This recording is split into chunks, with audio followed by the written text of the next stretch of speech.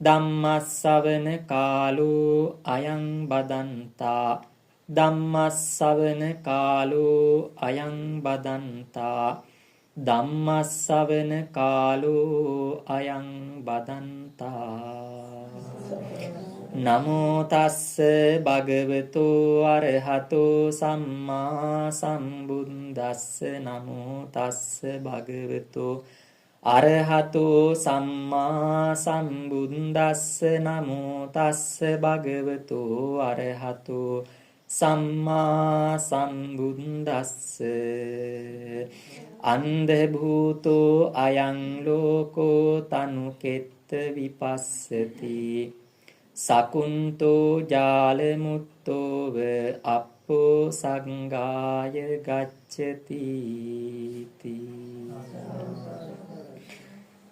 සදහැවත් පින්වත් හැමදෙනා විසින් මේ අවස්ථාවේදී බලාපොරොත්තු වන්නේ සබ්බ දානං ධම්ම දානං ජිනාති සියලු දානයන්ට වඩා උතුම් යයි ශ්‍රේෂ්ඨ යයි මේ සම්බුද්ධ ශාසනය තුල සලකනු ලබන්නා වූ ඒ ධර්ම දානමය පින්කම තම නිවස තුල සිදු කරවා ගන්නට ඒ සඳහා සවන් යොමු කරවා ගන්නට ශ්‍රවණ ධාරණ ශක්තියින් තුලින් ලබන්නා වූ ආනිසංස අනුභව ශක්තියින් ධර්ම කාරණා හැටියට Tamanගේ ජීවිත තුලට ගලපාගෙන ඒ ඔස්සේ ආධ්‍යාත්මීය වශයෙන් සුවපත් භාවයක් ලබා අවසානයේ ලබන ලද සකල විද පුණ්‍ය සම්භාර ධර්මයන්ගේ බලය ආනිසංස අනුභව ශක්තියින් නමින් ජන්මාන්තර ගතවන්නට යෙදුණු ඒ Tamanගේ ආදරණීය සහෝදරයාට ඥාතිවරයාට හිතවතානන්ට පරලොවින් අනුමෝදන් කරන්නට සුජීවත්ව වාසය කරන එතුමාගේ මෞතුමිය සහෝදරයා නෑනා සහෝදරිය ඇතුළු අසල්වාසී හිතමිතුරන් සියලු දෙනාම සහ සම්බන්ධ වෙලා සිදු කරන උතුම් වූ ධර්ම දේශනාමය පින්කම ආරම්භ කරන්නටයි දේශනා කරවා ගන්නටයි ශ්‍රවණය කරගන්නටයි මේ අවස්ථාවේ සැදී පැහැදී සිටින්නේ. ඒ අනුව මේ උතුම් වූ ධර්ම දේශනාව අප හැමදිනාටම ගතසිත පහදවාගෙන ශ්‍රවණය කිරීම තුළින් ඉක්මන් භවයකදීම නිවන් මඟ සාක්ෂාත් කරන්නට හැකිවන කුසලයක් පාරමිතා ධර්මයක් බවට පත්වන්නට හේතු වේවා උපනිශ්‍රේ වේවා උපකාර වේවා යනුවෙන් ප්‍රාර්ථනා කරගමු. කාරුණික පින්වතුනි, මම මේ උතුම් වූ ධර්ම දේශනාවට මාතෘකාව හැටියට තෝරා ගත්තේ සතර පද ගාථාවක්. මොකක්ද මේ ගාථාව? අන්ධ භූතෝ අයං ලෝකෝ තනුකෙත්ත විපස්සති සකුන්තෝ ජාල මුත්තෝව අප්පෝ සග්ගාය ගච්ඡති. මේ ගාථා ධර්මයේ තියෙන්නේ පින්වතුනි බෞද්ධයන් හැටියට අපට අත්පොත වශයෙන් ගැනෙන ග්‍රන්ථයක් තියෙනවා. මොකක්ද ඒ ග්‍රන්ථය? ධම්මපදය. ධම්මපදය තියෙන්නේ සූත්‍ර පිටකයේ කුද්දක නිකායට අයිති පොත් 15න් පෙළ ගැස්ම අනුව දෙවනි පොත ධම්මපදය. ධම්මපදයේ තියෙනවා ලෝක වග්ගය කියලා වග්ගයක්. ওই වග්ගයේ තියෙන එක්තරා සතර පද ගාථාවක් තමයි මම ඔබට මාතෘකාව වශයෙන් මේ ධර්ම දේශනාවට තෝරා ගත්තේ. මේ සතර පද ගාථාවේ තේරුම මොකද්ද? අන්ධ භූතෝ අයං ලෝකෝ. අන්ධ කියලා කියන්නේ කාටද? ඇස් පේන්නේ නැති අයට. අන්ධ භූතෝ අයං ලෝකෝ. මේ ලෝකයේ බොහෝ දෙනෙක් අන්ධයෝ වැනිය. ඇයි අන්ධයෝ කියන්නට හේතුව? ඇත්තටම මේ භෞතිකව තියෙන ඇස් දෙක පෙනීම නැති හින්දාද? නෑ. තනු කෙත්ත විපස්සති. මේ ලෝකය අනිත්‍ය දුක්ඛ අනාත්ම යන ත්‍රිලක්ෂණයෙන් හරිහැටි අවබෝධාත්මකව ලෝකය දිහා බලන්නට තරම් ප්‍රඥාව නැමැති ඇසක් හැමදිනාටම ඇත්තේ නැති හින්දා ලෝකයේ බොහෝ දෙනෙක් අන්ධ යයි කියලා මේ ගාථා ධර්මයේ තුල අර්ථය විග්‍රහ වෙනවා. ඒක හරියට සකුන්තෝ ජාල මුත්තෝව.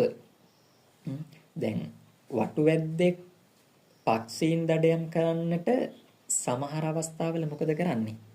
ගොඩාක් පක්ෂීන් අල්ල ගන්නට දැලක් විහිදුවලා යවනවනේ. ඔය දැලට හසු වෙන සමහර පක්ෂීන් ඉන්නවා. පක්ෂීන් බොහෝ දිනෙකට බේරාගෙන යන්න පුළුවන්ද Tamanගේ ජීවිතය? බෑ.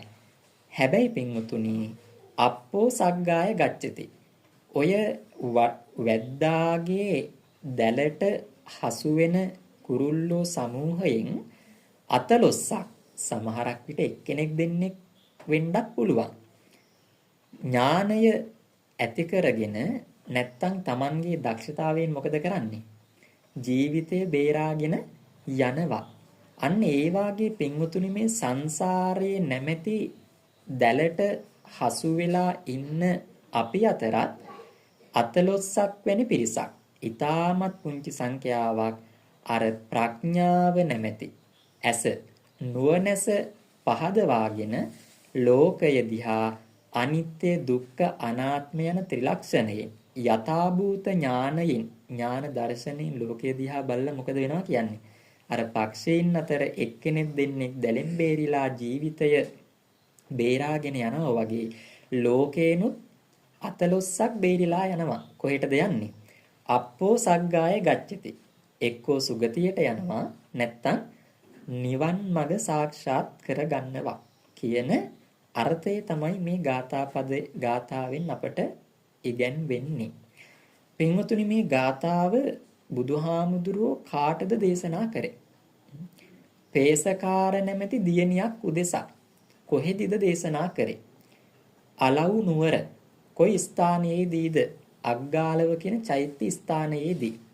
මෙතන ලස්සන කතාවක් ගොඩනගෙනවා. දැන් සමහර සූත්‍රවලක් තියෙනවා සූත්‍රයේ ධර්මකාරණා විග්‍රහයට යන්නට පෙර ඒ සූත්‍ර දේශනාවට අදාළ කතාවක් ගොඩනගෙනවා. බුදුරජාණන් වහන්සේ සහ තවත් ඒ හා සම්බන්ධ අදාළ චරිතයක් හේතු කරගෙන. එතකොට මෙතන අන්න ඒ වාගේ කතාවක් ගොඩනැගිලා තමයි අවසානයේ බුදුරජාණන් වහන්සේ මේ ගාථා ධර්මයේ දේශනා කරන්නේ. අපි ඉස්සල්ලාම බලමු මොකක්ද මේ ගොඩනැගෙන කතාව? මේ කතාවෙන් කියන්නේ මොකක්ද? දිනක් පින්වතුනි බුදුරජාණන් වහන්සේ අලව් නුවරට වඩිනවා. බුදුරජාණන් වහන්සේ වැඩ ඉන්න ආරාමයෙන් නික්මිලා කියනවා යොදුන් 30ක් පමණ තියෙනවා කියලා. ඒ යොදුන් 30 ගෙවාගෙන බුදුරජාණන් වහන්සේ අලව් නුවරට වැඩම කරාට පස්සේ අලව් නුවර වැසියන් මොකද කරා කියන්නේ? අනේ අපේ භාග්‍යවත් බුදුරජාණන් වහන්සේ අපගේ නුවරට වැඩියා නේද? ඒ නිසා අපි දානයක් පිළිගන්වමු කියලා බුදුරජාණන් වහන්සේට දානයකට ආරාධනාවක් කරනවා. ඒ ආරාධනාව පිළිගත් බුදුරජාණන් වහන්සේ සහ භික්ෂු මහා සංඝයාට මේ අලව් නුවර වාසීන් මොකද කරන්නේ? ශ්‍රද්ධාවෙන් දානයක් සකස් කරලා පූජා කරනවා. පූජා කළ අවසානයේදී දැන් අද වුණත් දකින්නට තියෙන දෙයක්නේ අනුමෙවැනි ධර්ම දේශනාව. ඒකට කියනවා භුක්තානුමෝදනා ධර්ම දේශනාව කියලා. බුදුරජාණන් වහන්සේ ඒ කාලයේදී අපට දේශනා කරවුවා වගේම භාග්‍යතුන් වහන්සේ විසින් දන් වළඳා මේ භුක්තානුමෝදනා ධර්ම දේශනාව සිද්ධ කරනවා. මේ භක්තග දේශනාවට මාතෘකාව උනේ මොකක්ද? මරණ සතිය වැඩිීමේ තියෙන ආනිසංසයන් ගැන. මරණ සතිය කියලා කියන්නේ මොකද්ද? Taman කොහොමත් මැරෙනවා ඒ වෙන්නට තියෙන මරණය ගැන සතිය සිහි කල්පනා උපදවාගෙන සිහිනුවණින් මෙනෙහි කිරීම. මරණ සතිය කියන්නේ ඒක. දැන් කොහොමත් මැරෙන බව දන්න පිරිසක් හැටියට ජීවත් වෙන අපි ඒ මැරෙන බව සිහිනුවණින් මෙනෙහි කිරීමට මරණ සතිය කියලා කියනවා. ඔය මරණ සතිය වැඩිම සම්බන්ධයෙන් තියෙන ආනිසංසදායක ධර්ම දේශනාවක් සිද්ධ කරනවා. බුදුරජාණන් වහන්සේ මේ දේශනාව තුළ සඳහන් කරනවා ජීවිතය ඊටමත් කෙටි. ජීවිතය අනියතයි. අනියත ජීවිතය තුළ නියත දෙයක් තියෙනවා නම් තියෙන්නේ මොකක්ද? මරණය. මරණය ඒකාන්ත කොට ඇතිව ජීවත් වෙන යම්කී සත්වයේ මරණ සතිය නිරන්තරයෙන් වඩනවද ඔහු ඈත තියා දකින විසගෝර සර්පයෙක් දුටු කල යම් කිසි දණ්ඩක් අරගෙන ඒ විසගෝර සර්පයා යන මාර්ගයේ ඉන්නවනම් අයින් කරලා යනවා වගේ ඊටමත් සිහිනුවණින් යුක්තව ආපදාවන් රහිතව මරණ මංචකයේදී මරණයත් එක්ක ප්‍රතිචාර දැක්වීමට පුළුවන් හැකියාවක් තියෙනවා ප්‍රකෘති සිහියකින් යුක්තව විකෘති සිහියකින් තොරව ඒ කෙනාට මරණයත් සමග ඒ ගනුදෙනුව සිද්ධ කරගන්න පුළුවන්. හැබැයි මරණ සතිය වඩන්නේ නැති කෙනා හරියට විසගෝර සර්පයෙක් ඈත තියා නොදැක විසගෝර සර්පයා ළඟට ගියාට පස්සේ අනේ මෙතන සර්පයෙක් ඉන්නවා නේදයි කියලා කලබල වෙලා ඒ සර්පයා සමග ප්‍රතිචාර දක්වන්නේ යම්සේද එසේ මරණ සතිය නොවඩන තැනැත්තා මරණ ඉදිරියේ මොකද වෙනවා කියන්නේ? අසරණ භාවයටපත් වෙලා කලබල වෙලා නොසන්සුන් සිත් ඇතිව සමහරක් විට සිහි මුලා බවට පත් වෙන තැනැත්තෙක් වෙනවා. ඒ නිසා මරණ සතිය වඩන්නට මොකද මේ ජීවිතය ඊටමත් කෙටි මරණය ඒකාන්ත කොට නියත කොට ඇති ජීවිතය සිහි නුවණ උපදවාගෙන මරණයම මෙනෙහි කරන්නට කියලා බුදුරජාණන් වහන්සේ දේශනාව සිද්ධ කරනවා. මේ දේශනාව බොහෝ දෙනෙක් අහගෙනත් ඉන්නවා මේ පින්වතුන් වගේම. අහගෙන ඉන්න පිරිස එහෙම අහන් ඉඳලා දෛනික වැඩ කටයුතු වල නියැලෙනවා. හැබැයි ඔය අතර හිටියා ඊටමත් තරුණ දියණියක්. ඒ දියණියගේ නම හැටියට මේ කතාවස්තුවට ගැනෙන්නේ පේසකාර දියණිය කියලා. ඇයි පේසකාර දියණිය කියන්නේ? ඒ ඇඳුම් මහන වියන ගෙදරක ඒ තාත්තටයි දාව උපන් අම්මටයි දාව උපන් දියණිය හින්දා ඒ ගෙදරටත් කියනවා පේසකාර ශාලාව පේසකාර නිවස කියලා. ඉතින් නිවසේ පුංචි දියණිය හින්දා මේ දියණියටත් කියනවා පේසකාර දියණිය කියලා. මේ දියණිය ඊටමත් තරුණයි. මේ දියණියත් ওই ධර්මදේශනාව ශ්‍රවණය කරන පිරිස අතර මේ ධර්මදේශනාවට සවන් යොමු කරගෙන ඉන්නවා. මේ ධර්මදේශනාව අහලා දියණිය අප්‍රමාදී වෙනවා. මේ ධර්මය කෙරෙහි සංවේදී බවක් ඇති කරගන්නවා. අනේ බුදුරජාණන් වහන්සේ දේශනා කරන්නේ ඇත්තක් නේද? මේ අනියත වූ ජීවිතය තුළ නියත දෙයකට තියෙනවා නම් ඒක මරණය නේද? මටත් ওই මරණ ධර්මතාවයේ කෙදිනක හෝ එනවා නේද කියලා අප්‍රමාදී වෙලා දියණිය මොකද කරන්නේ? මරණ සතිය එදා පටන් වඩන්නට පටන් ගන්නවා. බලන්න ධර්මදේශනාවක තියෙන ප්‍රතිලාභය ඒ අනිත් අය ඒ විදිහට ගත්තේ නැතත් ඒ වැඩිහිටි පිරිස අතර හිටිය මේ පේසකාර දියණිය Tamanගේ ජීවිතයට ගලපා ගත්ත හැටි කොච්චර ප්‍රශස්තද කියලා බලන්න. ඉන්පසුව බුදුරජාණන් වහන්සේ මේ ධර්ම දේශනාවන් සිද්ධ කළා නැවත දෙව්රම් වෙහෙරට වඩිනවා. වැඩම කරලා කාලය ගත වෙනවා. කාලය කොච්චර ගත වෙලාද? වසර 3ක් ගතවන තැනක බුදුරජාණන් වහන්සේ සෑමදාම උදෑසනකම මහා කරුණා සමාපත්තියෙන් ලෝ බලනසේ බුදුරජාණන් වහන්සේ බලනවා තමන් වහන්සේ කාටදද උපකාර වෙන්නේ සරණක් වෙන්නේ ආසරණතාවයකින් කෙනෙක් පෙළෙනවා නම් කෑම බීම අතින් නෙවෙයි ලෞකික ලෝකයේ භෞතික සම්පත් අතින් නෙවෙයි මේ ලෝකෝත්තර සම්පත්තිය ලබා දෙන්නට කවුරුන් හෝ කෙනෙක් අසරණතාවයෙන් පෙළෙනවා නම් මේ ලෝකෝත්තර සම්පත්තිය ලබා දෙනු පිණිස බුදුරජාණන් වහන්සේ ඒ තැනැත්තාට හෝ තැනැත්තියට පුද්ගලයාට පිහිට වෙන්නට වඩිනවා. බුදුරජාණන් වහන්සේ එක්තරා අලුයමක තමන් වහන්සේගේ මහා කරුණා සමාපත්තියට සමවැදිලා ලෝ බලනසේ ඒ අවස්ථාවේදී ඥාන දැලට හසු වුණා කවුද? අර අවුරුදු 3ක් මරණ සතිය වඩන පේසකාර දියණිය. කොහෙද? අලව් නුවර. කොච්චර දුරක්ද? යොදුන් 30ක් පමණ. බුදුරජාණන් වහන්සේ මීට පෙර ආතුව වැඩම කරේ අවුරුදු කීයකට කලින්ද? එතකොට 3කට කලින්. මේ පේසකාර දියණිය දකින්නත් හේතුවක් තියෙනවා. පේසකාර දියණියට එදින ජීවිත හානියක් තියෙනවා. එනම් අවුරුදු 3ක් නොකඩවා නොබිද නොපිරිහෙලා බුදුරජාණන් වහන්සේගේ මරණ සතිය ගැන දේශනා කරපු ධර්මය හොඳින් ශ්‍රවණය කරපු මේ දියණිය එතෙන් පටන් වසර 3ක් ඊටමත් හොඳින් අප්‍රමාදීව මරණ සතියේ වඩන තැන බුදුරජාණන් වහන්සේ එදවස ලෝ බලනසේක් ජීවිත හානියක් තියනවා මේ පේසකාර දියණියට. හැබැයි මේ දක්වාම ධර්මදේශනාවක් ශ්‍රවණය කිරීම තුළින් වසර 3ක් එක දිගට මරණ සතිය වැඩුවා. ඒ නිසා තමන් වහන්සේ පිහිට වෙන්නට වඩින්නට ඕනේ කියලා බුදුරජාණන් වහන්සේ නැවත 500ක් පමණ භික්ෂූන් පිරිවරාගෙන කොච්චරක් දුර වඩිනවද? යොදුන් 30ක් මග ගෙවාගෙන අලව් නුවරට වඩිනවා. කා වෙනුවෙන්ද? අර එක දියණියක් වෙනුවෙන්. හැබැයි මේ දියණිය සුදුසුකම් ලාභී දියණියක්. මොකේකින්ද සුදුසුකම් ලාභී දියණියක් බවට පත් උනේ? මරණ සතිය වැඩිම තුලින්.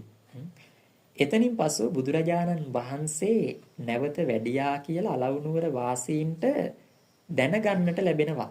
නිකන් ඉඳීද?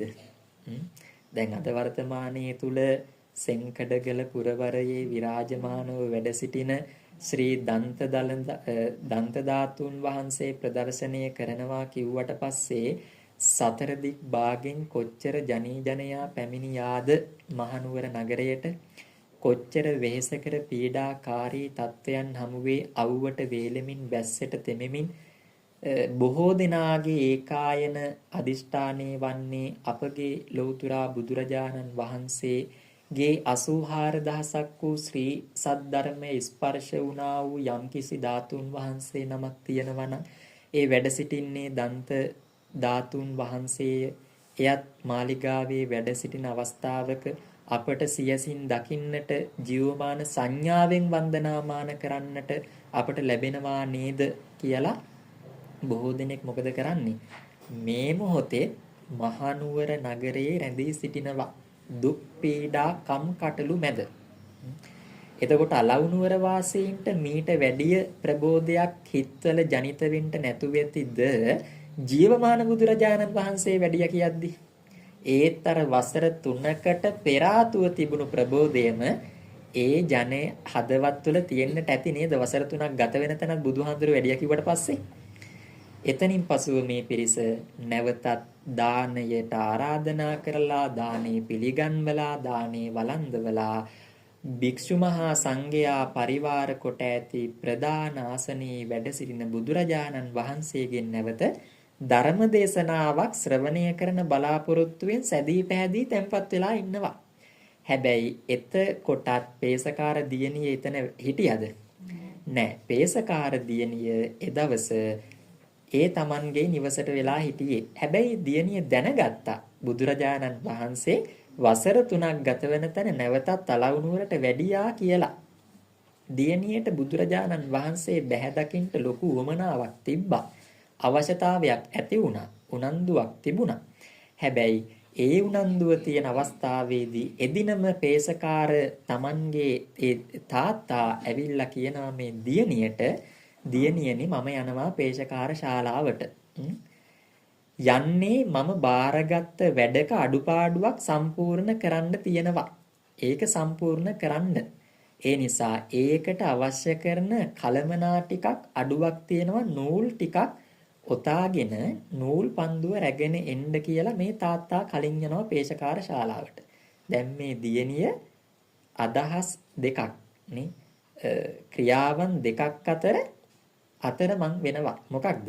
එකක් තමයි එදිනම වැඩිය බුදුරජාණන් වහන්සේ බැහැ දකින්ට යන්නත් ඕනේ. ඒ වෙලාවෙම තාත්තා කියපු වැඩේ කරන්නත් ඕනේ. වැඩ දෙකක් එකතැන තියාගෙන කොහොමද පින්වතුනි දෙකම ක්‍රියාවට නංවන්නේ? අපහසුයි.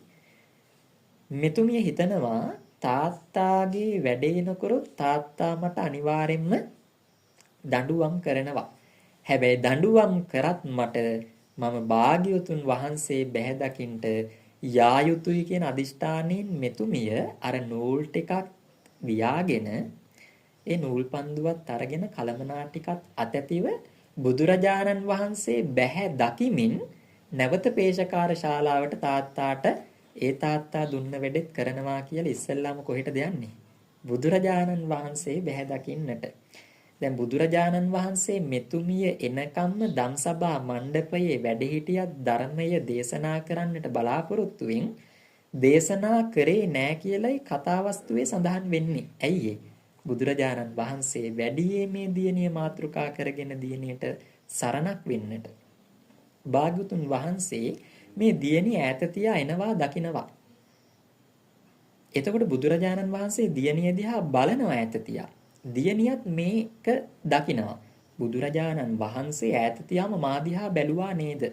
මේ කාරණාවෙන් විද්‍යාමාන වෙන්නේ මම පැමිණීම අපේක්ෂාවෙන් බුදුරජාණන් වහන්සේ වැඩ ඉන්නවා නේද?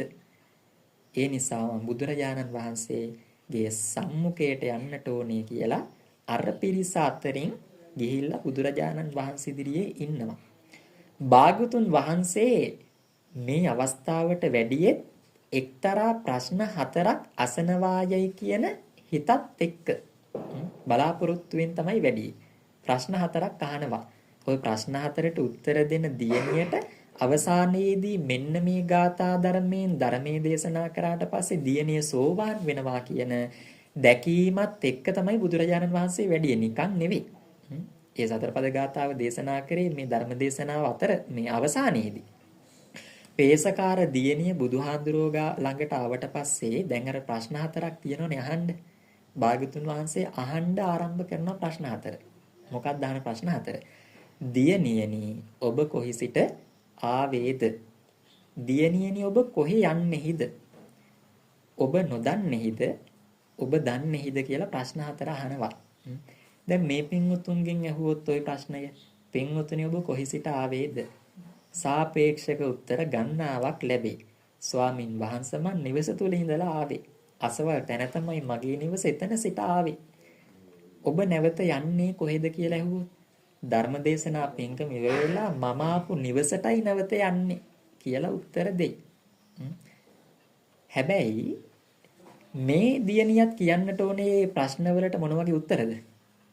කොහි සිට ආවේද? නිවසේ සිට ආවේ. යන්නේ කොහෙටද? කොහෙටද යන්නේ? පේශකාර ශාලාවට. හැබැයි මේ දියණිය උත්තර දෙන්නේ කොහොමද?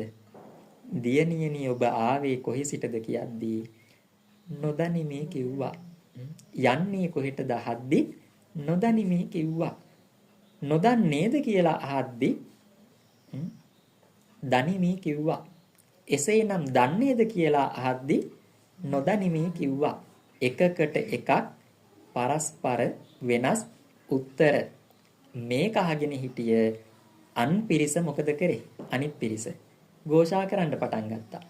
අන්නාර අහංකාර උද්දච්ච කෙල්ල බුදුරජාණන් වහන්සේ සමග හිතූ ලෙස කතා කරනවා. ආවේ කොහේ සිටද කියලා ඇහුවාම කියන්නට ඕනේ නිවස සිට කියලා. යන්නේ කොහෙටද කියලා ඇහුවාම කියන්නට ඕනේ පේශකාර ශාලාවට කියලා. හැබැයි බලන්නකො බුදුහාමුදුරුවෝ එක්ක සිතූ ලෙස කතා කරන අපූර්ව. ඔහොමද සංවරකමක් නැද්ද කියලා ഘോഷා කරන්න පටන් ගත්තා. අද වගේ තමා සමහරක් දෙනානේ ප්‍රශ්නේ උඩින් බල්ල ඉවර වෙලා Tamanට වැටහුණායයි කියලා හිතුවට පස්සේ තව කෙනෙක් වැරදි කරුවෙක් බවට පත් කරලා සමහරක් දෙනා මොකද කරන්නේ? එක්කෙනෙක් මාතෘකා කරගෙන චෝදනා කොච්චර කරනවද? අභ්‍යන්තරික සාධක ටික කලඹලා බලන්නේ නැහැ මොකක්ද මේ ප්‍රශ්නේ ඇති වෙන්න උණු හේතුව කියලා. ඉතින් මේ අයත් මොකද කරේ? උඩින් බැලුවා මේ දියණිය ප්‍රශ්නවලට උත්තර දෙන හැටි ඒවා බලලා මාතෘකා කරගෙන දියණියට ගරහන්න පටන් ගත්තනේ. පේශකාර දියණියට අහංකාර කෙල්ලෙක්ය, උද්දච්ච කෙල්ලෙක්ය, කොහොමද බුදුහාඳුරේ කතා කරන්නේ?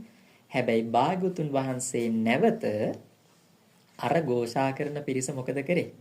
නිහඬ කරා. නිහඬ කරලා නැවත අහනවා දියණියනි ඔබ කොහේ සිට ආවේද කියන ප්‍රශ්නයටයි නොදනිමි කියලා උත්තර දුන්නේ. ඔන්න දැන් දියණිය නැවතේ ප්‍රශ්නවලට දුන්න උත්තර ටික නැවත අර දාර්ශනික හැංගිලා තිබ්බ අර්ථය ඉස්මතු කරන්නට පටන් ගන්න මොහොත. හරිම ලස්සනයි මේ දියණිය කියනවා භාග්‍යවතුන් වහන්සේ දන්නවා මම නිවසේ සිට පැමිණෙන බව. එසේ දැනගෙන භාග්‍යවතුන් වහන්සේ මගෙන් ඇහුවේ කොහි සිට ආවේද කියලා මම මෙලොවට ආවේ කොයි ලෝකයේ ඉඳන්ද කොයි තැන ඉඳන්ද කියන ප්‍රශ්නේනේ මගෙන් ඇහුවේ භාග්‍යවතුන් වහන්සේ. ඒ නිසයි මම නොදන්නවා කියලා උත්තරේ දුන්නේ කියලා කිව්වා.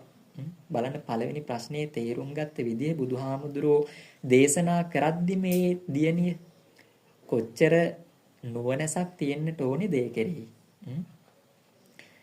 ඇත්තටම පින්වුතුනි ඒක අපි ගලපා ගත්තත් බලන්නකෝ. අපි කොහේ සිට ආවේද කියලා අපි දන්නවද? නෑ නේ. දෙවැනි ප්‍රශ්නයට උත්තරේ නොදැනිමි කියලා දුන්නේ භාග්‍යතුන් වහන්සේ මම දන්නවා.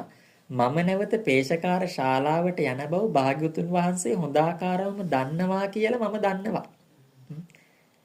ඒ නිසා මම මේ ජීවිතයෙන් නිමුණාට පස්සේ නැවත ප්‍රතිසන්දි විඥානයේ යන තැන කොහෙද කියලායි භාග්‍යතුන් වහන්සේ ඇහුවේ. මම ඇත්තටම දැන් යන තැන පේශකාර ශාලාවට කියලා දන්නවා වුණාට මේ ජීවිතයේ නිමාවීමත් ප්‍රතිසන්දි විඥානයේ නැවත පිහිටීමත් මම දන්නේ නැත. ඒ නිසායි භාග්‍යතුන් වහන්සේ නොදන්නවා කියලා උත්තර දුන්නේ කියලා කිව්වා. දැන් පළවෙනි ප්‍රශ්න දෙකට නොදැනිමේ කියන උත්තර දෙක දෙන්න හේතුව දැන් අපිත් මොකද වෙන්නේ? දැනගත්තද? දැනගත්තනේ. බලන්න ඒක තමන්ගේ ජීවිතයට ගලපලා සංසන්දනාත්මකව බලන්න. ඇත්තටම අපි මේ ජීවිතය තුල ජීවත් වීමේදී ඉපදීමේ පටන් මරණය දක්වා කාලය අපි ජීවත් වීම කියලා කියනවනේ. ඒ කාල පරිච්ඡේදය තුල අපි කොච්චර ගමන් යනවද? අපි ඔය ගමන් යන හැම අවස්ථාවකම කී දෙනෙක්ට කියලා යනවද? දැන් බලන්න පවුල් ඒකකයක දරුවෙක් ගමනක් ගියොත් ඒ ගෙදර අම්මා තාත්තා එකනෙහි මේ ගමන ගැන විස්තර අහන්නේ නැද්ද? අහනවනේ. කොහෙද යන්නේ? කොහෙටද යන්නේ? කීයටද? කීයට දෙන්නේ? මේ හැමදේම අහනවා. ඒ දරුවත් මොකද කරන්නේ? එකිනෙකට උත්තර දීලා තමයි යන්නේ. මම අසවල් තැනට අම්මේ තාත්තේ යන්නේ. මං අසවල් දෙයට යන්නේ. ඔබ වුණත් ඔබගේ දරුවන් යම්කිසි වැඩිහිටි තැනකටපත් වෙලා තියෙනවා නම් ඔබ දරුවන්ට කියලා යන්නේ නැද්ද? පුතේ දුවේ මං යන්නේ අසවල් තැනට කියලා. පුතේ දුවේ මං විහාරස්ථානයට ගිහිල්ලා එන්න. මම අසවල් සමිති සමාගමට ගිහිල්ලා එන්න. අසවල් කටයුත්තට ගිහිල්ලා එන්න. ඔබ සමහරක් විට නිර්දේශ කළා යනවා මේ මොහොතේ වෙලාවත්නේ. මම පැයකින් එන්න. පැය දෙකකින් එන්න. ඒ කියලා යනකොට දරුවෝ ටික මොකද කරන්නේ? අම්මා තාත්තා ගෙදරින් යනවනම් පැය දෙක ගත වෙද්දී බලාගෙන ඉන්නවා අම්මා දැන් කියපු වෙලාව වෙන වෙලාව. එන්නේ නැත්තේ ඇයි? ප්‍රමාදුනොත් බලනවා කාරණා විමසලානේ. හොයලා බලනවා. දරුවෝ ගියොත් එහෙම අම්මා තාත්තා ගෙදර ඉද්දි නැවත නැවත හොයලා බලනවා. පැය පහ වුණොත් සමහරක් විට වරින් වර කෝල් දීලත් බලනවානේ. හැබැයි පින්වතුනි එහෙම කොච්චර ගමන් ගියත් අපි අපේ ජීවිතේ යම්කිසි ගමනක් තියෙනවා කාටවත් කොතනද කියලා කියා නොයන. ඒ ගමන කොහෙද? මරණේ නැමැති ගමන කියලා යනවද? ඒ ගමන කියලා යන්නේ නැහැ. බලන්න තමන්ගේ ජන්මාන්තර ගතවන්නට දුණු සොහොයුරක්. තමන් සමග කෙලිදෙලින් සහෝදර පිරිසත් එක්ක කොයි තරම්නම් පුංචි කාලේ ගත කරන්නට ඇද්ද? තමන්ගේ මව්තුමියට කොච්චරනම් ආදරය පිරුණු දරුවෙක් වෙන්නට ඇද්ද? හැබැයි එතුමා මේ ලෝකයේ ජීවත් වීම අවසන් කරලා එක්තරා ජීවිතයක නිමාව සනිටුහන් කරා කාටවත් කියලා ගියේ නෑනේ. මම අසවල් තැනට යනවා කියලා. ඒක දන්නවද? නෑ. තමන්ගේ ගමන ගැනවත් දන්නේ නැතුව කොහොමද අනිත් අයගේ ගමන් ගැන තමන් දැනගන්නේ? එහෙම දැනගන්න ඥානයක් නෑ අපිට. ඇත්තටම පින්වතුනි එහෙම ජීවිතයක් අපිට තියෙන්නේ. අපි කොච්චර ගමන් ගියත් මහා උජාරුවට හැඳ පැලඳගෙන සමහරක් විට තව කෙනෙකුට ගස්සලානේ යන්නේ. අද සමහර තැන්වල දරුවෝ අම්මට තාත්තටවත් කියලා යන්නෙත් නෑනේ. ඉස්සර නම් අපේ ජන සංස්කෘතිය තිබ්බ ලස්සන චාරිත්‍රයක් ගෙදරින් පිටතට යනවා නම් මේ ස්වල්ප ගමනක් හරි මහා දුරක් නොවෙන්න පුළුවන්. ඉස්සෙල්ලාම මොකද කරන්නේ? අම්මටයි තාත්තටයි වැඳලා යන්නේනේ. අම්මයි තාත්තයි ගමනක් යනවා නම් දරුවෝ ගෙදර ඉද්දි අම්මටයි තාත්තටයි වඳිනවනේ. අද යම්කිසි මට්ටමකට ඒ සංස්කෘතික කාරණාවන් ඇතුළත තියෙන චාරිත්‍ර විදි වියකිලා යන තැනටපත් වෙමින් පවතිනවා. ඒ කෙසේ වෙතත් අපි ওই වගේ කොච්චර ගමන් ගියත් අවසාන ගමන යන්නේ නොකිය. එතකොට කොහි සිට ආවේද? දැන් ඔබ දන්නවද ඇත්තටම මේ ගත කරන ජීවිතයට ඔබ ආවේ කොතනින්ද කියලා? ඔබ දන්නේ නැහනේ. ඒ වගේම තමයි යන තැන කොහොමද දන්නේ නැහැ අපි ගැන සාකච්ඡා කරා.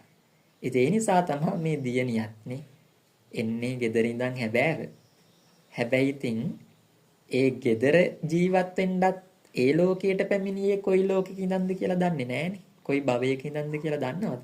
නෑ නිසා නොදනිමි. යන්නේ කොහෙටද කියලා ඇහුවොත් අපිට කියලා ගියා නම් අද ඔබගේ ඥාතිවරයා හරිනේ. මම අසවල් තැනට යන්නේ. මම අසවල් දිව්‍ය ලෝකයට සුගතියට යන්නේ.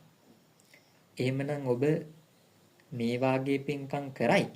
ඊටත් කලින් ඔබ ඊ타ත්ම උනන්දුවෙන් බලයි. අනේ ඇත්තට සහෝදරයා යනවා කිව්වේ අසවල් දිව්‍ය තලයට නේද? දිව්‍ය නිකායට නේද? අසවල් සුගතියට නේද? ඒ නිසා මේ සුගති භවයේ තුල මොන වගේ සම්පත්ද තියෙන්නේ කියලා සමහරක් විට බණ පොත පෙරලලා බලයිනේ. පින්කම් කරයි ඊට පස්සේ. හැබැයි එහෙමවත් විමසා බලන්න පින්වතුනි, එතුමා එහෙම කියලා ගියාද නිමිත්තක්වත් තිබ්බද? එහෙම කියලා ගියේ නැහැ. ඒ නිසා යන තැනක් දන්නෙත් නැහැ. ඔන්න ඔය කාරණාව හරි ලස්සනට විග්‍රහ වෙන ජාතකයකුත් තියෙනවා. ඒ තමයි උරග ජාතකය. කුද්දක නිකායේ ජාතක පාළියේ පංචක නිපාතේ මණිකුණ්ඩල වග්ගයේන උරග ජාතකය කියලා ජාතකයක. මොකක්ද මේක? එක ගාථා ධර්මයක තියෙනවා අනබ්බිතෝ තතෝ වාග අනනුඤ්ඤාතෝ ඊතෝගතෝ යතාගතෝ තථාගතෝ තත්තකා පරිදේවන. ආරාධනාවකින් තොරව එළොවින් මෙලොවට ආයේද. ඇත්තටම පින්වතුනි ඔබ ඔබගේ අම්මාගේ කුසට දැන් මෙතුමා පුතණුවන් කෙනෙක් විදිහට ගත්තත් අම්මාගේ කුසට දරුවෙක් හැටියට මෙතුමා ආරාධනාවකින් නෙවෙයි නෙන්නේ. අපි උනත් එහෙමද? ආරාධනාවකින් නෙවෙයි එන්නේ. දන්නවද ගැබේ හටගනිද්දි කලල කාලයක් තුල මේ පුතෙද්ද දුවෙද්ද කියලාවත් සමහරක් නිශ්චිතයි ධම්මෙක්ට තාත්තෙක්ට.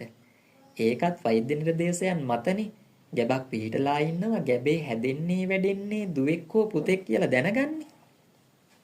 එතකොට අපි ආරාධනා කරලා නෙවෙයි පැමිණෙන්නේ නේ.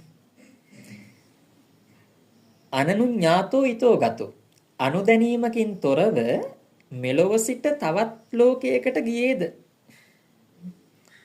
අපි කවුරුවත් කියලා යන්නේ නැහැ. එහෙම ආරාධනාවකින් තොරව ආවා නම් අනුදැනීමකින් තොරව ගියා නම් ඒ වාගේ කෙනෙකු වෙනුවෙන් හඬා වැළපිලා කුමන ප්‍රයෝජනයක්ද කියලා තමයි මේ ගාථා ධර්මයෙන් පැවසෙන්නේ. ඉතින් ඒ නිසා පින්වතුනි ඔන්න ඔය ප්‍රශ්න දෙකට උත්තර දෙක දුන්නේ මොකක් කියලාද? නොදනිමි කියලා බලන්න. උඩින් ගත්තොත් මොකක්ද මේ උත්තරය කියලා බලයි කෙනෙකු සමහරක් විට මෙයා සිහිය විකල් වෙලා කතා කරනවද කියලාත් කියයිනේ. හැබැයි ඇත්තටම දාර්ශනික තිබ්බ හරය ඉස්මතු කළා බලද්දී ඒ කොච්චර අර්ථාන්විත උත්තරයක්ද මේ දියණිය දුන්නේ බුදුහාමුදුරුවන්ට. ඒ වගේම තමා තුන්වෙනි ප්‍රශ්නේ ඇහුවා. දැන් නොදනිමි කියලා ප්‍රශ්න දෙකට උත්තර දෙක දුන්නනේ. ඇත්තටම නොදන්නේද? නොදන්නේද කියලා හද්දි කිව්වා මොකද්ද? දනිමි කියලා. මොකක්ද ඇත්තටම දන්නේ? මැරෙන බව දන්නවා. අපි කොයි කවුරුත් ජීවිතයේ කෙදිනක හෝ මරණ ධර්මතාවයට පත් වෙන බව දැනගෙන ජීවත් වෙන පිරිසක්. පුංචි දරුවාගේ පටන් මේ පුංචිම ලදරුවා නැති වෙන්න පුළුවන් ගැන හරි දැනීමක්. හැබැයි යම්කිසි මට්ටමකට මේරු නේද මෝරලා තියෙන නුවණකින් යුක්ත දරුවෙක් ඉන්නවා නම් ඒ දරුවාට වැටහීමක් තියෙනවමනේ මේ මරණයටපත් වෙනවමයි කියලා අපි. ඒ නිසා මැරෙන බව දන්නවා. පේසකාර දියණියක් කිව්වා භාග්‍යවතුන් වහන්සේ අනේ මම ජීවිතේ මැරෙන බව නම් දන්නවා ඒකාන්ත වශයෙන්. දන්නේද කියලා ඇහුවා හතරවෙනි ප්‍රශ්නේ. මොකද්ද උත්තරේ හැටියට ලැබුණේ? නොදනිමි. මොකද්ද නොදන්නේ? දන්න කාරණාව මරණය, නොදන්න කාරණාව තමයි මොකක්ද? මැරෙන කාලය. ආයු ප්‍රමාණය. දැන් ඕක සඳහන් වෙනවානේ ගාථා ධර්මයක පින්වතුනි ජීවිතං ව්‍යාධි කාලෝච දේහ නික්කේපනං ගති පංච ඒතේ ජීව ලෝකස්මින් අනිමිත්තාන ඥායරේ. අපි මේ ලෝකයේ තුල ජීවත් වෙන එක හැබෑව. ජීවත් වෙන ජීවිතයේ නියත වශයෙන් ගන්නට දෙයක් තියෙනවා නම් ඒක මරණය තමයි. ජීවිතය අනියතයි, මරණය නියතයි. නියත වශයෙන් ගැනෙන මරණය තුල අවිනිශ්චිත කාරණා නැද්ද? තියෙනවා. ඒවා තමයි මොනවද? එකක් ආයුෂය. අපි වළඳන ආයු ප්‍රමාණය මෙච්චරයි මේ වයසෙදිමයි මැරෙන්නේ කියලා නිශ්චිත කරන්න පුළුවන්ද? දැන් අපි අහලා තියෙනවානේ මේ සම්බුද්ධ ශාසනය තුල පරමායුෂ හැටියට ගැනෙන්නේ අවුරුදු කීයද? 120ක් පමණ. දැන් වර්තමානයේ වෙද්දී අපි උපකල්පනය කරමින් පවතිනවා අවුරුදු 90කට එහා 100කට ආසන්න කාලයක් ජීවත් වුණු කෙනෙක් පරමායුෂ වින්දනය කරනවා යයි කියලා. අපි හිතමුකෝ සම්මත උපකල්පනයක් විදිහට අපි ඒ ගත්ත වයස සීමාව. අපි කියමු කෙනෙක් අවුරුදු 90ක් ජීවත් වෙනවා. අවුරුදු 90ක් ජීවත් වෙන කෙනෙක් 90 වෙන වියේදී මරණයටපත් වුණාට පස්සේ ඒ දේහය මාතෘකා කරගෙන කෙනෙක් Tamanගේ සිතේ ඇති කරගන්නවා නම් සිතුවිල්ලක් කොහොමද? මට තව කාලයක් තියෙනවා ජීවත් වෙන්න, මටත් අවුරුදු 90ක් ජීවත් වෙන්න පුළුවන්. එහෙම අපි මුලාවටපත් වෙන්නේ නැද්ද? සමහර මල ගමකට ගියාට පස්සේ අවුරුදු 80ක් 90ක් ජීවත් වුණු අත්තම්මා සීයා කෙනෙක් සදෑ සමයේ ගත කරලා මරණයටපත් වෙනවා. තරුණ තරුණියෝ පිරිස සමහරක් විට හිතනවා අපිට තව කාලයක් තියෙනවා. මැදිවියේ පිරිසත් හිතනවා අපිටත් තව කාලයක් තියෙනවාය කියලා. ඇත්තටම පින්වුතුනි කෙනෙක් ඒ වගේ ආයුෂයක් වින්දනය කරා කියලා අපිත් ඒ ආයුෂෙම වින්දනය කරයි කියලා කියන්න පුළුවන්ද? බෑ. දැන් මෙතුමාගේ මරණයම අපිට නිදසුන් හැටියට ගන්න පුළුවන්නේ. මෙතුමාගේ මෞතුමිය සුජීවත්ව ඉද්දි. අනෙකුත් සහෝදර සහෝදරියන් පිරිස සුජීවත්ව ඉද්දි. මෙතුමා මරණයටපත් වෙනවා. හරියට පොල් ගහක් උපමාවට ගන්න පුළුවන්නේ අපිට. දැන් පොල් ගහේ අවදි කීපයක් තියෙනවානේ පොල් ගෙඩිවල. මල් කාලයක් තියෙනවා. කුරුම් බැට්ටි කාලයක් තියෙනවා. කලටි කාලයක් තියෙනවා. එතනින් පස්සේ වේලිච්ච පොල් කාලෙකුත් තියෙනවා. ඔය අවදි කීපය අපි ගත්තොත් එහෙම සමහර පොල් ගස් යට කලටි තියෙනවා. ඒ වගේම කුරුම් බැට්ටිත් තියෙනවා, වේලිච්ච පොලුත් තියෙනවා. මල් වැටිලා විනාශ වෙන්නේ නැද්ද? විනාශ වෙනවනේ. හරියට ගෙවල් වල සදෑ සමයේ ගත කරන වැඩිහිටි පිරිසක් ඉද්දි, මැදිවියේ පිරිසක් ඉද්දි, තරුණ වියේ පිරිසක් ඉද්දි ලදරුව මේ යන්නේ නැද්ද? මේ යනවනේ. ගබ්සා වෙනවා කියනවා. ටික කාලයක් ජීවත් වෙලා නේද? දරුවා බඩේදී මිය ගියොත් එහෙම ගබ්සා වුණා කියලා කියනවනේ. ඒකත් මෝරලා මිය ගියාට පස්සේ ගබ්සා වුණා කියලා කියන්නේ බඩේදී මිය ගියා කියලා කියනවනේ. ඊටත් පෙර ආතුව මොකක් කරුණොත් ගබ්සා වෙනවා කියලා කියන්නේ. එතකොට ඉපදිලා දවස් දෙකක් ගියාට පස්සේ මැරුණා කියලා කියනවා මිය ගියා කියලා. එතකොට ඒ වාගේ මරණ අපි අහලා නැද්ද? දැකලා නැද්ද? ආරංචි වෙලා නැද්ද? අත්විඳලා නැද්ද? තියෙනවා. හරියට පොල් ගහේ පොල් මල් වැටිලා විනාශයටපත් වෙනවා වගේ. සමහර අවස්ථාවල පින්වතුනි කුරුම් බැට්ටි වැටිලා විනාශ වෙන්නේ නැද්ද? විනාශ වෙනවනේ. ළමා කාලයේ ගත කරන භද්‍ර යෞවනය ගත කරන පිරිස මේ යනවනේ. ඒ නිවෙස්වල ඒ දරුවන්ගේ අම්මලා තාත්තලා ඉන්නවා සුජීවත්ව. අත්තම්මලා සීයලා හොඳින් ඉන්නවා ජීවත්ව. හැබැයි භද්‍ර යෞවනය ගත කරන ජීවිත ඇති ඒ පිරිස් මේ යනවා. හරියට අර කුරුම් බැට්ටි මේ යනවා ළමා කාලේ. ඒ වගේම තමයි යෞවන කාලේ මේ යන්නේ නැද්ද? පුංචි දරුවත් ඉන්න පුළුවන්, වැඩිහිටි පිරිසත් ඉන්නට පුළුවන්. යෞවන කාලයේ ගත කරන තරුණ තරුණිය කොච්චර මේ යනවද පින්වතුනි? කලටි වගේ පොල් ගස්වල. ඒ වගේම තමයි සමහර අවස්ථාවල මල් ටිකක් හොඳට තියේවි. කුරුම් බැට්ටි ටිකක් හොඳට තිබේවි. කලටි ටිකක් ගහේ තියෙනවා කියලා පෙනේවි. හැබැයි සමහර අවස්ථාවල වීලිච්ච පොල් මොකද වෙන්නේ? වැටෙනවනේ.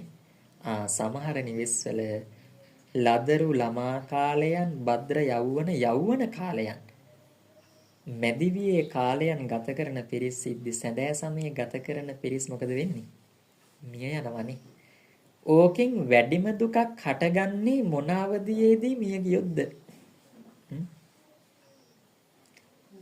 ගෙදරක සැදෑ සමයේ ගත කරන්නා වූ පිරිසක් වේ නම් ඒ පිරිස මිය යනකොට දැනෙන දුකට වැඩිය ලදරු ළමා කාලයේ භද්‍ර යෞවන කාලයේ කෙනෙක් මිය ගියොත් එහෙම අඬනවා වැඩි, විලාප තියනවා වැඩි.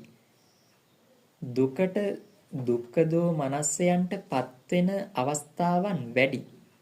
ඇයි අපි අනියත ජීවිතයේ නියත මරණය තුල නැවත නියත කරගෙන ඉන්නවා. මැරෙන්නට ඕනේ, මැරෙනවා නම් ආයු වින්දනය කරන අය වයසට ගියාමමයි කියලා. ඒ නිසා තමයි ඒ වාගේ ලදරු කාලයේ ළමාවියේ ගත කරන ජීවිත වියකුණාට පස්සේ මිය ගියාට පස්සේ ගොඩක් දෙනෙක් මොකද කරන්නේ? වඩා වැඩියෙන් අඬන්නේ. විස්සෝකයටපත් වෙන්නේ. ඒකට හේතුව තමයි දහම තුල අනිමිත්ත කාරණාවක් අපි මොකද කරගෙන ඉන්නේ? නිමිත කරගෙන ඉන්නවා. ආයුෂ වින්දනය කරනවා නම් පරමායුෂ වින්දනය කරලාමයි මේ යන්න ඕනේ කියලා.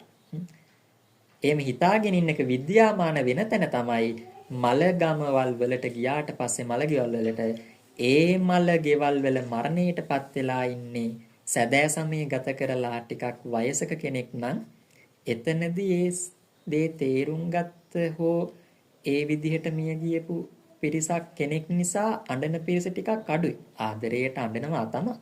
හැබැයි ඊට සාපේක්ෂව ළමයෙක් මිය ගිය මලගමකට ගියොත් එහෙම එතන අරට වැඩිය විලාප තිබීම්, හඬා වැළපීම්, කායික දෝමනස්යන් වලටපත් වෙන ප්‍රවණතාවයන් වැඩි.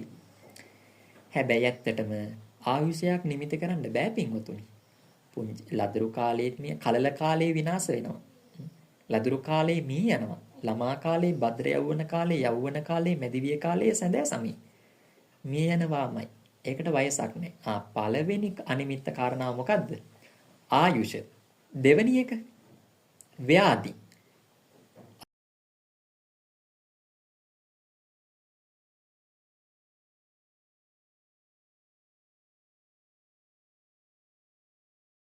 ව්‍යාධිය අසනීපය කියන්න පුළුවන්ද මොන අසනීපේද මාරාන්තික වෙන්නේ කියලා? ලෙඩ රෝගම කොච්චරක්ද පින්වතුනි අපගේ ජීවිතයේ? දැන් සඳහන් වෙනවානේ සෙම්ම සමුට්ටානාබාධා, වාත සමුට්ටානාබාධා, පිත්ත සමුට්ටානාබාධා, මේ තුනම හෝ දෙකක් කිපීමෙන් ඇතිවෙන සන්නිපාතිකාබාධා, උතුපරිණාමජාබාධා, විසම පරිහාරජාබාධා, ඕපක්කමිකාබාධා, කම්ම විපාකජාබාධා නේ කර්ම විපාකයන් මතත් ඇති වෙනවා සමහර ලෙඩ රෝග. ඒවා සුව නොවන, බෙහෙතක් නැති, බෙහෙතක් කරත් ඒක පිළිතුරු දීමක් නැති. සමහර බෙහෙත් තියෙනවානේ අපිට කොච්චර බෙහෙත් කරත් හොඳ වීමක්, සුවපත් භාවයක් ලැබෙන්නේ නැති, ප්‍රතිඵල නැති. සමහරක් විට ඒ වගේ සෙවණලි කර්ම විපාකයන් මත වෙන්නට පුළුවන් පැවතෙන්නේ. ඒවා අපිට හරියට නිශ්චිත කරන්නට බෑ. ඒ වගේම සමහරු පමුණුවන බාධාවන් කොච්චර තියෙනවද මරණයටපත් වෙන්න මේ ව්‍යාධි, ලෙඩ රෝග. ඒ වගේම මේ ඍතු වෙනස් වීම නිසා එකපාරට පායපු කාලයක් මගහැර පායනවා කාලයක් එක දිගට ඒ කාලය පස්සේ එකපාරට වහිනවා ඇදහැල්නවා වර්ෂාවක්. තෙමන කට්ටිය මොකද වෙන්නේ? භාගයකින් භාගයකටත් වැඩිය මේ රෝහල් ගත වෙනවනේ. ඒ විතරක්ද පින්වතුනි? අපි යැපෙන්නට ගන්න ආහාර වේලවල් කොච්චර විස වෙලා මරණයටපත් වෙනවද? පමණක්ද? Taman නිරෝගී වෙන්නට කියා බොන බෙහෙත් පෙත්ත විස වෙලා මරණයට බැයිද අපිට? පුළුවන්. Taman නිරෝගී වෙන්නට කියලා අසනීපයක් වැළඳුනාට පස්සේ සනීප වෙන්නට කියලා බිව්ව බෙහෙත් වේල බඩේ තියෙද්දි තව වේලක් බොන්නට ඒ බෙහෙත් ටික අතේ තියෙද්දි කෙනෙක් මියන්න බැයිද? පුළුවන්. Taman නිහලට ගත්ත හුස්ම පොද පහලට හෙලන්නට පෙර මේ ජීවිතයේ කොච්චර දුබලතාවයකටපත් ජීවිතයක්ද කියනවා නම් ගන්න හුස්ම රැල්ලේ අක්‍රියතාවයේ මත අක්‍රමිකතාවයේ මත මියදෙන්න පුළුවන් නේ පින්වතුනි. ඒ තරම් මේ ජීවිතය මේ අසනීපයන් කියන එක අනිමිත්තයි, නිමිති කරන්න බෑ. හරියට ඒක සඳහන් වෙනවා පිට්ටනියක් මැද සතර දිග්භාගෙන් සුලං හමන ආවරණය නොකරපු පිට්ටනියක් මැද ආවරණයක් රහිතව දැල්වෙන පහනක් වගේ. කොච්චරනම් හේතු තියනවද මේ පහන නිවෙන්න? හුලඟින් නිවෙන්න පුළුවන්. වතුර පොදක් වැටලා නිවෙන්න පුළුවන්. තිරය අවසන් වෙලා නිවෙන්නත් පුළුවන්. තෙල් ටික අවසන් වෙලා නිවෙන්නත් පුළුවන්. සමහර පහන් තියෙනවා ඔය දෙකම එක විට අවසන් වීමෙන් නිවෙන්නත් පුළුවන්. සමහර උපක්‍රමික අවස්ථාවන් මත සමහරුන්ගේ ක්‍රියාවන් මත පහන් නිවිලා යන්න බැයිද? පුළුවන් නේ. ඒ වාගේ හේතු සාධක ගොඩක් තියෙන තැනක ආවරණයකින් තොරව දැල්වෙන පහනක් නිවෙන්නට හේතු ගොඩක් තියෙනවා නම් ඒ වාගේ පහනකට උපමා ඇති Tamanගේ ජීවිතයක් මැරෙන එක නෙවෙයි පුදුමේ. නොමැරෙන එකයි පුදුමේ. ඇයි ඒ? මැරෙන්නට හේතු කොච්චර තියෙනවද? හරියට අර පහන අච්චර හේතු තියෙද්දි දැල්විලා තිබීම නෙවෙයිද පුදුමේ? ඈ? ඉතින් ඒ නිසා පින්වතුනි ජීවිතය වුණත් කොයි වෙලාවේ මරණයටපත් වේවිදයි කියන වග අපට කියන්නට බෑ. ඒකට හේතු වන අසනීපයත් මෙන්න මේකයි කියලා කියන්නට පුළුවන් කමක් නැහැ. ඉතින් ඒ නිසා ජීවිතය තුලත් පින්වතුනි මැරෙන එක පුදුමයක් නෙවෙයි. මැරෙන්නට හේතු සාධක තියෙද්දී මෙච්චරන ජීවත් වීමමයි පුදුම සහගත බව කියන එකයි අපි හදවතට හිතට ගන්නට ඕනේ. ඒක ව්‍යාධිය. ඒ වගේම තමයි ජීවිතං ව්‍යාධි කාලෝච. කාලය සමහරක් විට ළමා කාලය වෙන්නත් පුළුවන්, තරුණ කාලය වෙන්නත් පුළුවන්, මැදි වෙන්නත් පුළුවන්, සදා සමය වෙන්නත් පුළුවන්. අවුරුදු ගත්තොත් එහෙම දැන් අවුරුද්දෙත් කාර්තු තියෙනවානේ. අහවල් කාර්තුවේ අසවල් කාර්තුවේ මම මියනවා කියලා කියන්න පුළුවන්ද? ග්‍රීස්ම කාලයේද නැත්නම් සරත් කාලයේ වසන්ත කාලයේද කියලා කියන්න බෑනේ. දවස ගත්තත් එහෙම උදේ කාලයේ මිය දෙනවද? දවල් කාලයේ මිය දෙනවද? සන්ධ්‍යා කාලයේ මිය දෙනවද? රාත්‍රී කාලයේ මිය දෙනවද කියලා කියන්න පුළුවන්ද? බෑ. කාලයක් කියන්න බෑ. දේහනික්කේපන. හතරවෙනි කාරණාව මොකද්ද? අනිමිත්ත කාරණාව. සිරුර වැටෙන තැන කියන්නත් බෑනේ. බහාලන තැන. දැන් කෙනෙක් ලංකාවේ ඉපදිලා ලංකාවේ හැදිලා කෙනෙක් සමහරක් විට ලෝකය නරඹන්නට කියලා හිතාගෙන රට යනවා. නැත්නම් අපි රැකියාවක රට යනවා කියලා. ඉපදුනේ මෙහි. ජීවිතේ දක්වා වැඩි කාලයක් ගත කෙරුණේ ලංකාවේ. හැබැයි ගිහිල්ලා සමහරක් විට සවිඥානික කයක් ගියාට රටකට අවිඥානික කයක් විදිහට තමයි එන්නේ ලංකාවට නැවත. එහෙම නැද්ද? සමහර සීල් තියපු පෙට්ටි නෙවෙයිද පින්වතුනි එන්නේ අපිට. සිරුර බහාරන තැන කියන්න පුළුවන් හෙන්ද එහෙනම් අපිට? බෑනේ. ඉන්නේ ලංකාවේ වැටෙන්නේ කොහෙද මරණයටපත් වෙලා? අන්නේ වෙනත් රටක වෙන්න පුළුවන්. සිරුර බහාරන තැන දැන් සමහරව අන්තිම කැමැති පත්‍රවල ලියලා තියෙන්න පුළුවන් නේ. ඉපදුණු ගමේම හැදුන ගමේම ජීවත් වුණු ගමේම මරණයටපත් වෙලා වලදාන්ටත් උනේ ඒ ගමේම තියෙන අත්සවල් සුසාන භූමිය. නියම කරලා තියෙන්න පුළුවන්.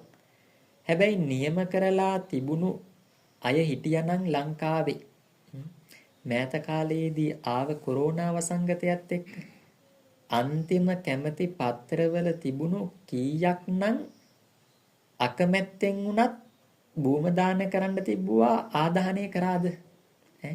පමණක් නෙවෙයි. සම්මුතිය හැටියට පනවාගෙන තියෙන සමහර ආගම් මැරුණොත් කෙනෙක් ආදාහනය කරන්නේ නැහැ. මොකද්ද පනවාගෙන තියෙන්නේ? භූම දානමයි කරන්නේ. දැන් ඒ වගේ නෛතිකමය ගැටලු ආවේ නැද්ද ඒ දවස්වල? ආවනේ. අපිට ආගමක් જાතියක් හැටියට අපේ කිසි කෙනෙක් ආදාහනය කරන්නේ නැත. භූම දානමයි කරන්නේ. ඒ නිසා කොච්චර විපත්ති තිබ්බත් ඒ කාලය තුල කරන්නට ඕනේ ආගමිකත්වයේ තුල තියෙන ඒ සිරි තමයි කියලා සමහරක් දෙනා කොච්චරනම් බලපෑම් කරාද. හැබැයි බලපෑම් වලටවත් මේ නැත්නම් රාජ්‍ය නීතිය යටත්ුන්නේ නැහනේ.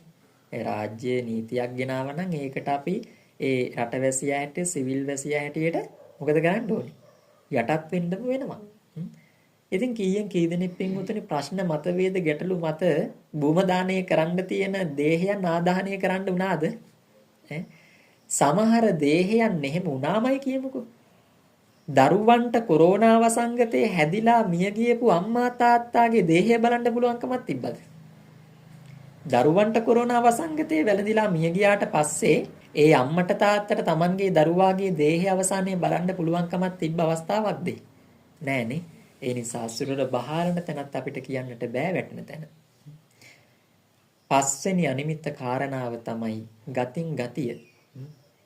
ඊළඟට යන්නේ කොතැනටද කියන වග පුළුවන් කමක් නැත කියන්නට.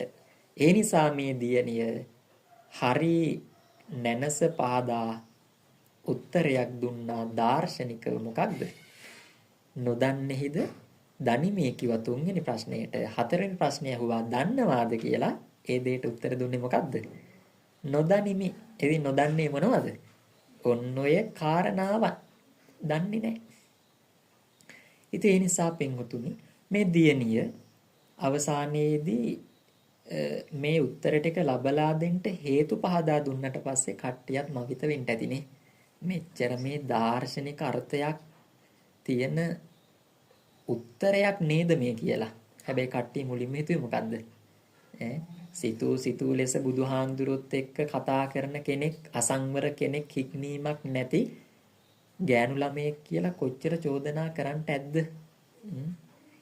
හැබැයි අවසානයේ බුදුහාමුදුරුවෝ මේක ඉස්මතු කරලා පෙන්වන්නට අවස්ථාවක් සලසලා දුන්නේ දියණියට. ඉතින් අවසානයේ පිරිසත් මේ බුදුරජාණන් වහන්සේ සමග ගොඩනැගුණු මේ පේසකාර දියණිය අතර කතාව අහන් ඉඳලා ඒ කතාවත් එක්ක යමක් ඉගෙන ගත්තා. අවසානයේදී තමා බුදුහාමුදුරුවෝ දේශනා කරේ මේ ධර්ම දේශනාවට මාතෘකා කරගත්ත සතර පද ගාථාව. මොකද්ද? අන්ධ භූතෝ අයං ලෝකෝ තනුකෙත්ත විපස්සති සකුන්තෝ ජාලමුත්තෝව අපෝ සග්ගාය ගච්ඡති. මේ ලෝකයේ බොහෝ දෙනෙක් අන්ධයන් බැනිය.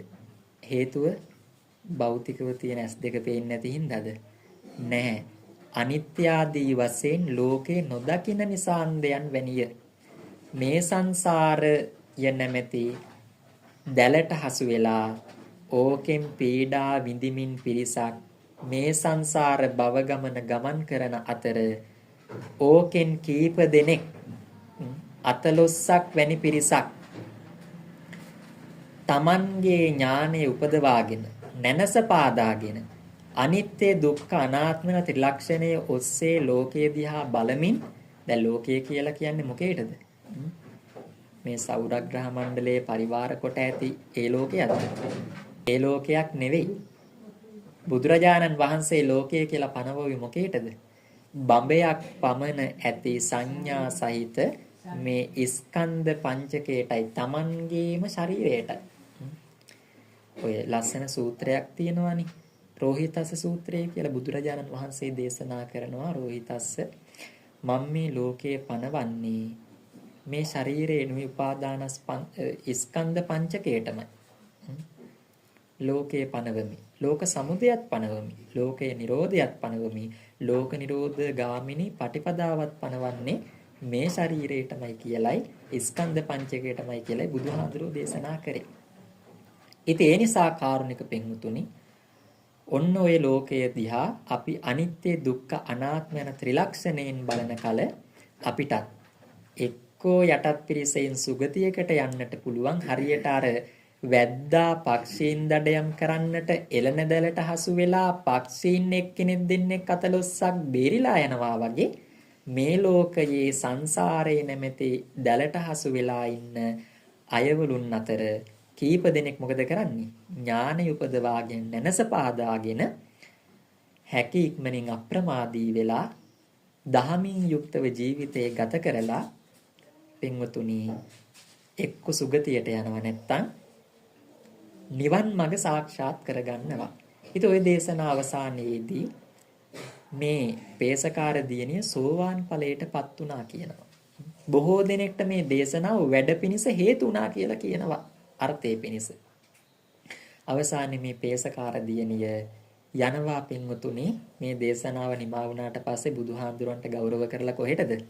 දැන් අර තාත්තා දුන්න වැඩක් තියෙනවනේ කරන්න. ඒක අරගෙන යනවා නූල් පන්දුවත් එක්ක පේශකාර ශාලාවට. ටිකක් වෙලා ගිහිල්ලා ඉතින් මොකක් හරි සිදුවීමක් මත මේ තාත්තා ඉන්න ආසනයේ තාත්තාට ටිකක් නිින්ද ගිහිල්ලා තිබුණ අවස්ථාවක් කියනවා. ඒ අවස්ථාවේ මේ අතේ තිබුණු නූල් පන්දුව දික් කරාට පස්සේ තාත්තා නැගිට්ටපු සැනින් මොකක් හරි හේතුවක් මත මේ දියණියගේ පපුව ප්‍රදේශයේ හරි හයියෙන් වැදිලි ඉවර වෙලා ඒකත් එක්ක මේ දියණිය මරණයටපත් වුණා කියලා කියනවා. මේ දේත් එක්ක මේ තාත්තට හරි දුක හිතුණා කියනවා. මොකද මේ දුක් වෙන්න හේතුව තාත්තා කෙනෙක් විදියට මාගේ අතින් නේද මගේ දියණිය මිය ගියේ. මේ දුක දරා ගන්නට බැරුව බුදුහාඳුරුවෝ ගාවට යනවා. බුදුරජාණන් වහන්සේ නැවත කරුණු පහදා දෙමින් මේ පේසකාර දියණියගේ තාත්තාට ධර්මයේ දේශනා කරනවා. එතනින් පසුව සතර පද ගාථා ධර්මයට අදාළ කතාවත් අර්ථ විග්‍රහයත් නිමාවටපත් වෙනවා. ඒ ගාථා ධර්මයේ මාතෘකා කොටගත් ධර්ම දේශනාවක් සිදු කරපු මේ ධර්ම දේශනාවත් මේ වෙද්දී නිමාවටපත් වෙනවා. ඉතින් නිසාවින් පින්වතුනි මේ උතුම් වූ ධර්ම දේශනාව අපට අනිත්‍ය දුක්ඛ අනාත්ම ත්‍රිලක්ෂණයෙන් ලෝකය දිහා යථාභූත ඥාන දර්ශනය පහළ කරවාගෙන අවබෝධය ලබන්නට පුළුවන් හැකි ඉක්මන් භවයකදීම නිවන් මඟ සාක්ෂාත් කරන්නට හැකිවන කුසලයක් පාරමිතා ධර්මයක් බවට පත්වන්නට මේ උතුම් වූ ධර්ම දේශනාව අප හැම දිනාටම හේතුපකාරී වේවා කුසලයක් පාරමිතා ධර්මයක් වේවා වෙත්වා යනුවෙන් ප්‍රාර්ථනා කරගන්න.